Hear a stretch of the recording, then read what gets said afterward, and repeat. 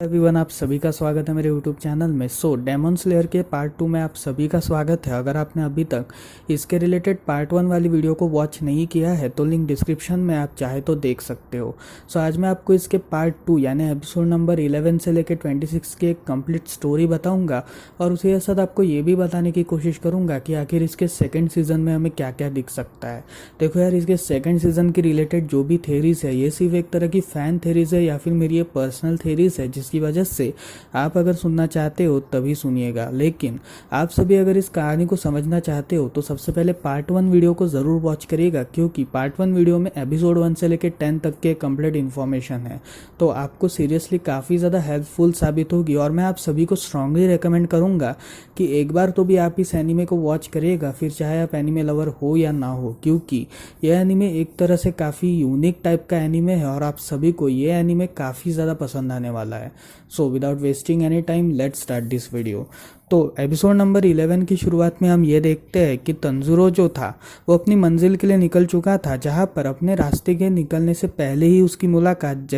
Zenitsu नाम के एक शख्स से होती है, जो एक्चुअली उसी के साथ फाइनल सिलेक्शन एग्जाम में था। अब यहाँ पर जेनित्सु जो था वो एक तरह का डरपोक किस्म का शख्स था, जहाँ पर वो 7 दिन कैसे सर्वाइव कर लिया ये बात एक बहुत बड़ा सवाल था। पर फिर भी वो एक काफ़ी ज़्यादा डरपोक किस्म का शख्स था और उसे हमेशा लगता था कि वो हर एक हमले के बाद मर ही जाएगा, जिसकी वजह से वो हमेशा ये चाहता था कि लड़कियां उसके आसपास रहे, क्योंकि वो लड़की उसे काफ़ी ज़्यादा अट्रैक्टेड फील करता था। अब यहाँ पर जेनित्सु जो था वो एक लड़की से, एक अनजान लड़की से रिक्वेस्ट करे जा रहा था कि वो उससे शादी कर ले, लेकिन वो लड़की उसकी बात मानने को रेडी नहीं थी। जहाँ पर तेंजिरो जो था वो बीच में आकर इनकी लड़ाई को रुकवाता है और तब वो जो लड़की थी वो जेनित्सु को एक थप्पड़ मार के चली जाती है, जिसके बाद जेनित्सु तेंजिरो के ऊपर गुस्सा करता है और कहता है कि आखिर तुम्हें ये किसने राइट दिया कि तुम मेरे पर्सनल मैटर्स पे पढ़ो। जहाँ पर तेंजिरो से ये कहता है कि तुम्हें ऐसा नहीं करना चाहिए, एक लड़की की रिस्पेक्ट करनी चाहिए। जहाँ पर जेनित्सु तेंजिरो को पहली ही नज़र में पहचान लेता है और कहता है कि तुम वही हो ना जो मेरे साथ फाइनल सिलेक्शन एग्जाम में आए थे। जहाँ पर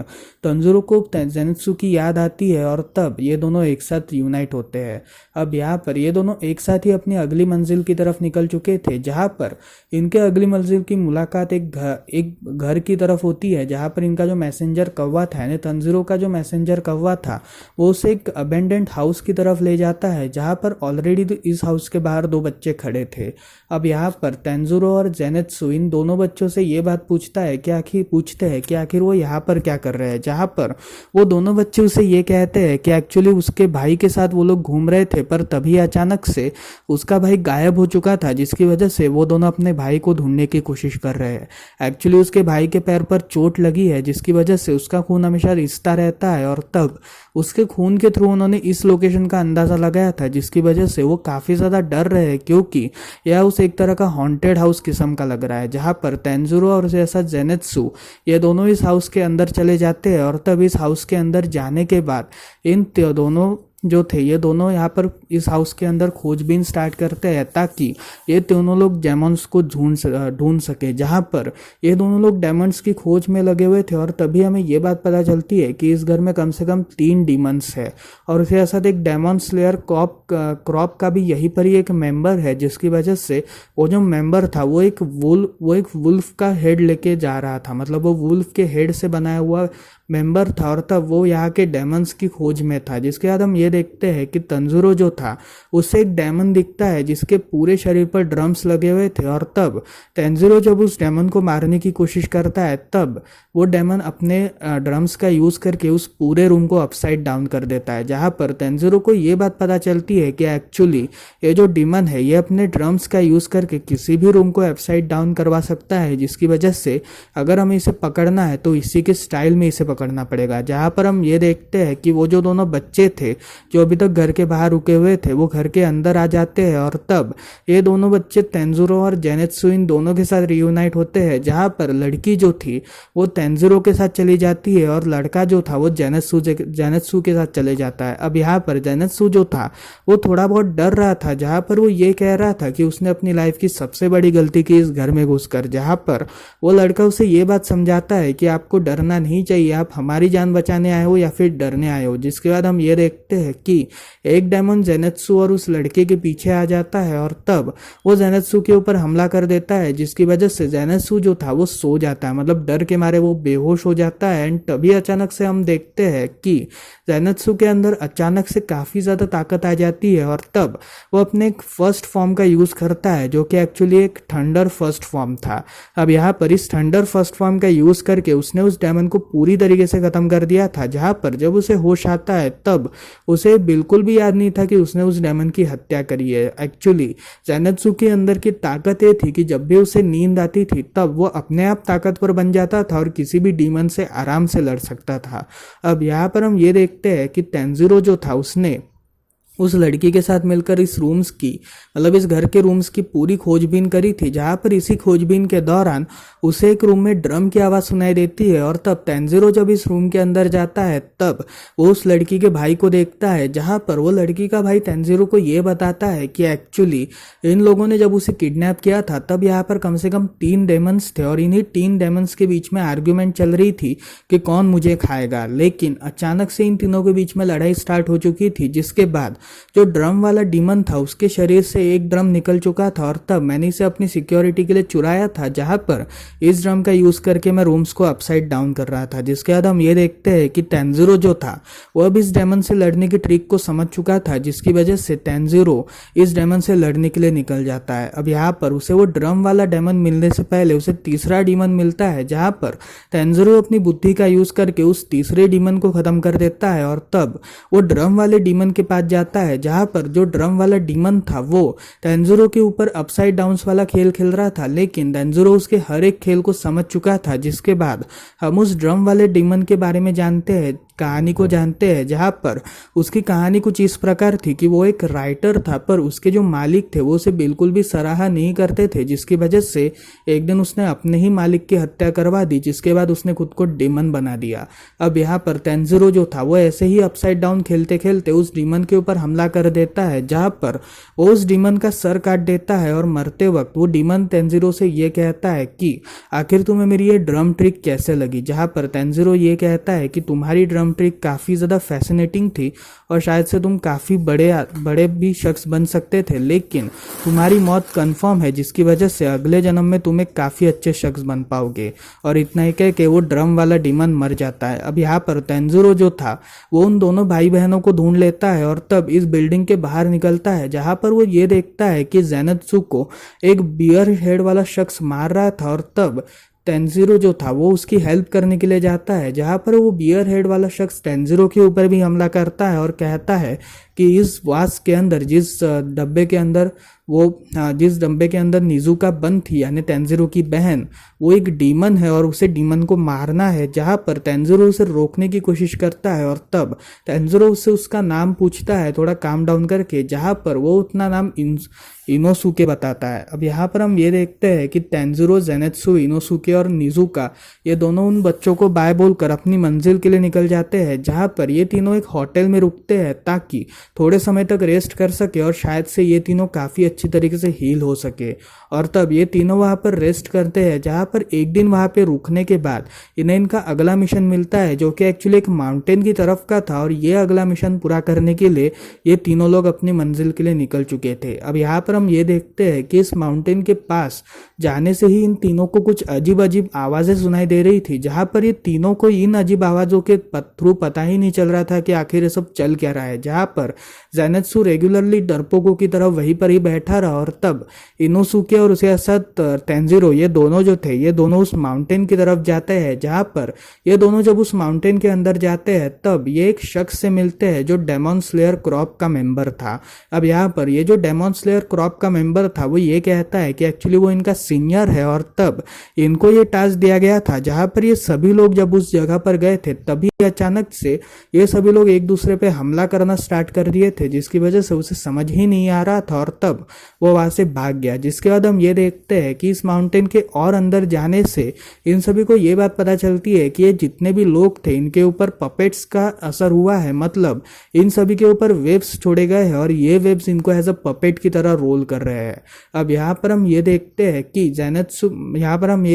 कि इनोसुके और उसके साथ तेंजिरो, ये दोनों जो थे ये दोनों वहाँ पर उन स्पाइडर्स को और उसके साथ उन पूरे वेब्स को मारने की कोशिश कर रहे थे, बट वो वेब्स कटने के बाद वापस जुड़ रहे थे, जिसकी वजह से तेंजिरो को उस मेन डीमन को ढूंढना था जो इस वेब की क्रिएशन कर रहा था। लेकिन तभी अचानक से इन दोनों को एक पेड़ पर एक डीमन दिखता है जो कि एक्चुअली एक छोटा सा डीमन था और उसका नाम था रुई। अब यहाँ पर रुई जो था वो ये कहता है कि एक्चुअली वो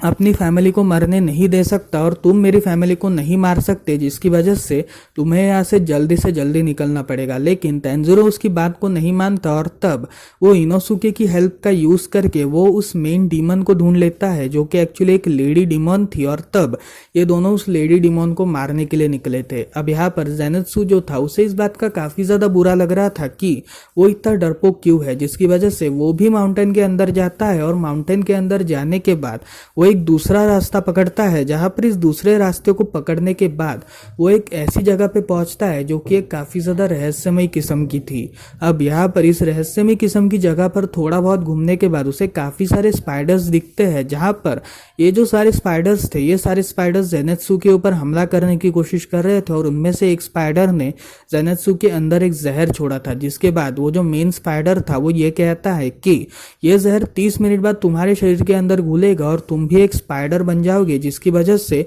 तुम्हारे पास कम से कम 30 मिनट है खुद की जान बचाने के लिए। अब यहाँ पर ज़ेनात्सु जो था वो इस बात से काफी ज्यादा डर जाता है और वापस सो जाता है, जहां पर हम ज़ेनात्सु की कहानी को समझते हैं कि ज़ेनात्सु बचपन से ही काफी ज्यादा कमजोर था और उसकी कमजोरी की वजह से ना तो उसके परिवार वाले और ना ही उसका कोई दोस्त बन पाया, जिसकी वजह से ज़ेनात्सु काफी ज्यादा अकेला किस्म का शख्स था। और तब उसकी लाइफ में उसके एक मास्टर आए थे जिन्होंने उसे डेमन स्लेयर की ट्रेनिंग दी थी और डेमन स्लेयर की ट्रेनिंग देने के बाद वो उसे धीरे धीरे स्वॉर्डमैन बनाना सिखा रहे थे, जहां पर वो थंडर स्टॉर्म का यूज करके अपने किसी भी चीज को मार सकता था। जहां पर हम ये देखते हैं कि ज़ेनात्सु के अंदर वापस वो ताकत आ चुकी थी और उस ताकत के वापस आने से वो उस डेमन को मारने की कोशिश करता है, जहां पर वो उस डेमन का सिर काटता है और वहीं पर ही बेहोश हो जाता है। अब यहाँ पर तेंजिरो और ज़ेनात्सु तेंजिरो और इनोसुके ये दोनों जो थे ये दोनों उस लेडी डायमंड को मारने की कोशिश कर रहे थे, लेकिन तभी अचानक से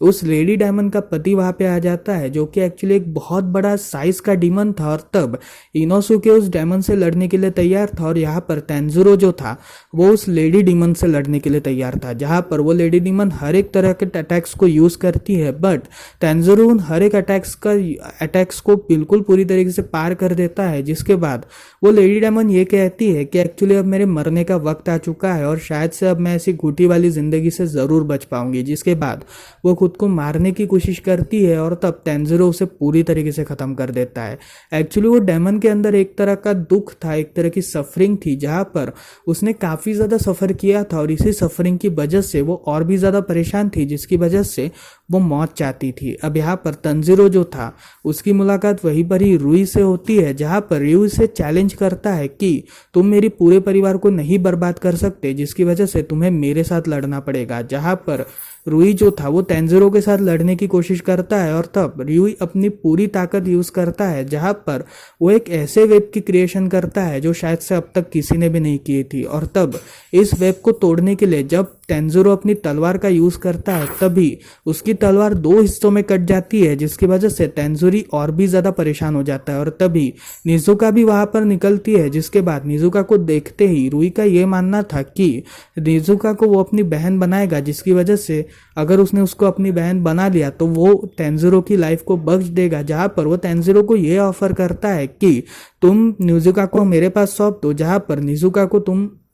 हाँ मेरे पास सौंप कर मैं उसे अपनी बहन बनाऊंगा। लेकिन यहाँ पर तेंजिरो जो था वो रुई से लड़ने की कोशिश करता है, जहाँ पर हम ये देखते हैं कि डेमन स्लेयर के जो बाकी के लोग थे वो सभी भी आ चुके थे और वो सभी जेनेत्सु की हेल्प करते हैं, जहाँ पर वो उसके अंदर का जहर निकालते हैं और उसे ऐसा जो बड़े डेमन जिससे इनोसुके लड़ रहा था उस बड़े डेमन को भी खत्म कर दिया जाता है। और इनोसुके जो था वो पूरी तरीके से घायल था, जहाँ पर उसे भी वापस हॉस्पिटल में भेज दिया जाता है। अब यहाँ पर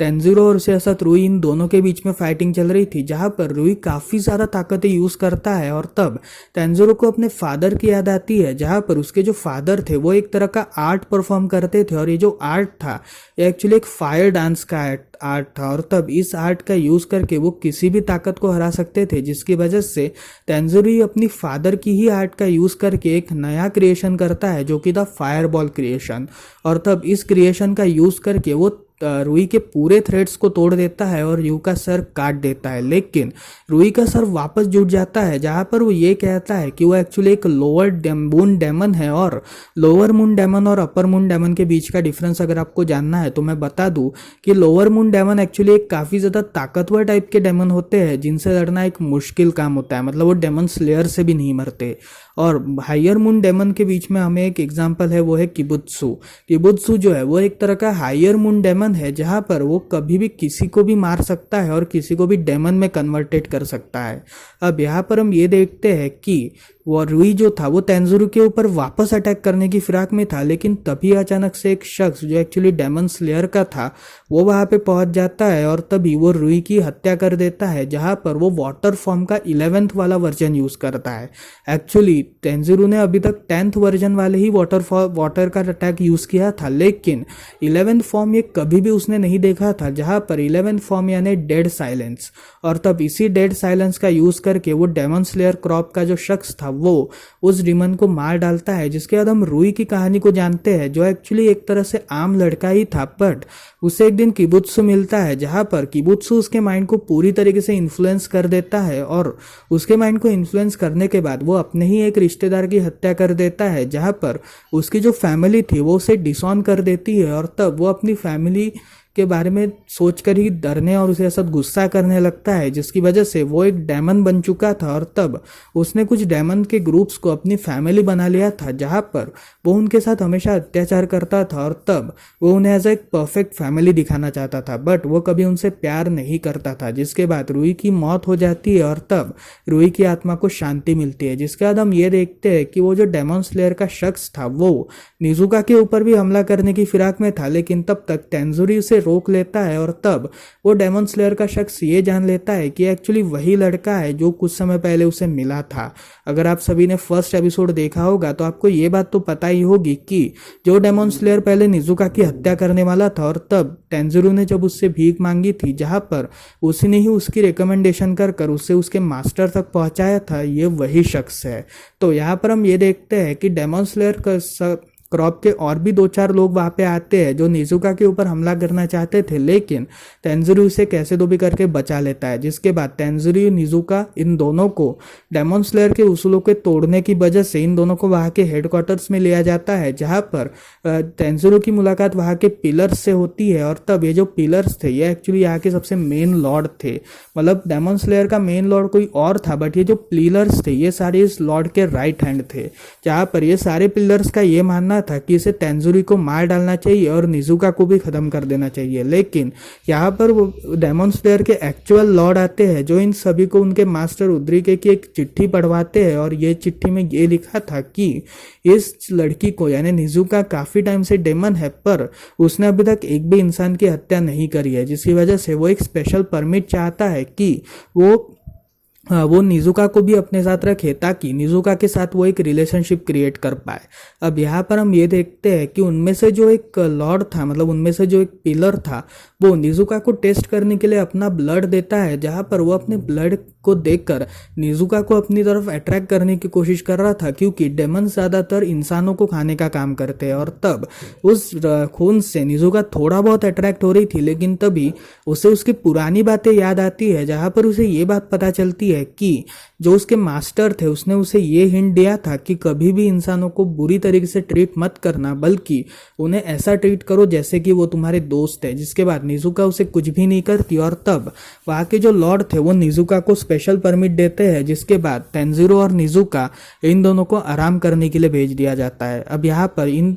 तेंजिरो की मुलाकात वहीं पर इस जेनेत्सु और इनोसुके से होती है जो पूरी तरीके से घायल थे, और तब तेंजिरो और इन दोनों की ट्रेनिंग शुरू हो जाती है, जहां पर इन दोनों की ट्रेनिंग शुरू होते वक्त तेंजिरो जो था वो ब्रीथिंग टेक्निक्स यूज नहीं कर रहा था। एक्चुअली जिस ब्रीथिंग टेक्निक्स को वो यूज करना चाहता था वो ब्रीथिंग टेक्निक्स वो यूज ही नहीं कर पा रहा था, जिसकी वजह से वो वापस प्रैक्टिस करने की कोशिश करता है, जहां पर वो काफी टाइम तक प्रैक्टिस करता है। और तब इसी प्रैक्टिस करते वक्त वो काफ़ी ज़्यादा इस प्रैक्टिस में घुल चुका था, और तभी उसकी मुलाकात एक ऐसे पिलर से होती है जो कि एक्चुअली एक बटरफ्लाई पिलर थी। अब यहाँ पर ये पिलर जो थी ये कहती है कि कुछ समय पहले उसकी बहन को एक डीमन ने हमला किया था, और तब जब उसकी बहन को एक डीमन ने हमला किया तब वो भी एक डीमन बन चुकी थी, जहाँ पर